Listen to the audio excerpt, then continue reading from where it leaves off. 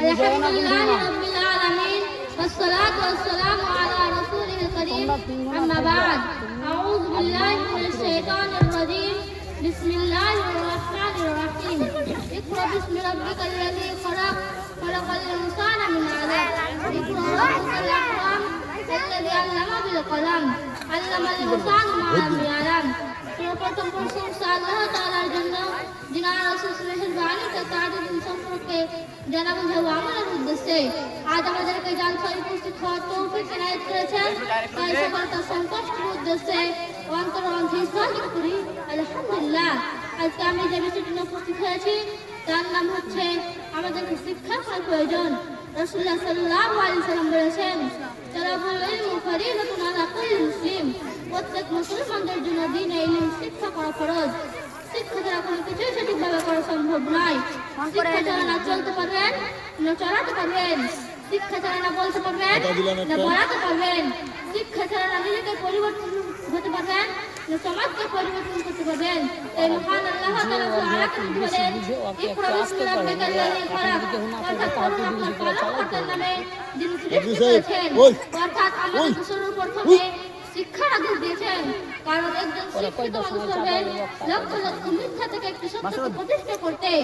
যেমন একটি উদাহরণ বলি, একটি শিক্ষিত মানুষ একসঙ্গে কয়েক ব্যক্তি পরাজিত করতে পারে, কিন্তু একটি শিক্ষিত মানুষ একসঙ্গে লক্ষ লক্ষ মানুষকে পরাজিত করতে পারে।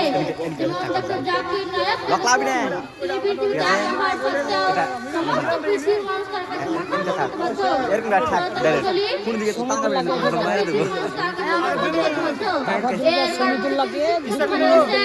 শিক্ষার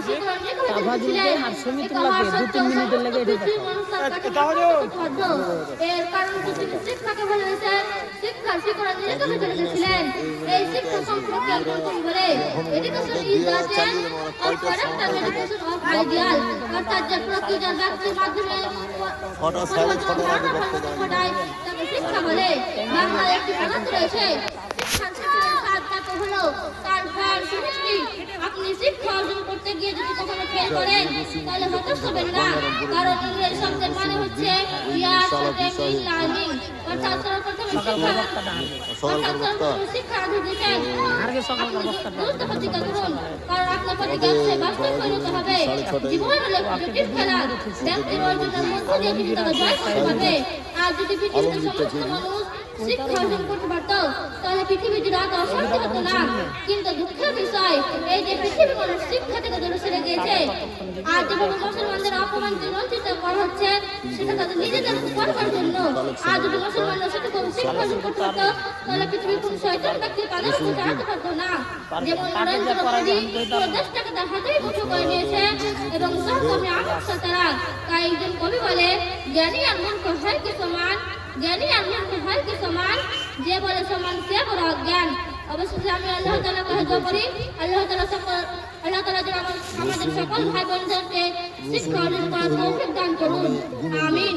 ওয়া আখিরু দাওয়ানা আলহামদুলিল্লাহি রাব্বিল আলামিন। আসসালামু আলাইকুম ওয়া রাহমাতুল্লাহি ওয়া বারাকাতুহু।